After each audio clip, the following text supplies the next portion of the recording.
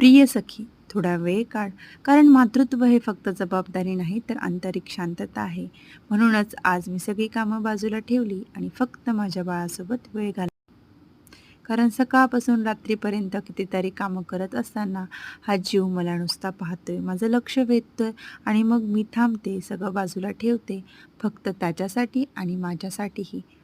त्या गोड हसण्यामध्ये, त्या छोट्या हातांनी मला धरताना माझं मन शांत होतं, श्वास खोल घेतला जातं आणि वाटतं हीच माझी मेडिटेशन आहे आणि समाधान आहे.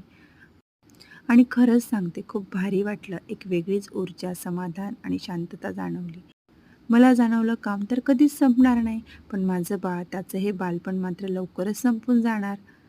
तेव्हा मला वाटलं मी हे सगळं मिस करणार आहे. म्हणून मी ठरवलं आहे प्रत्येक दिवस जगायचा त्याच्यासोबत.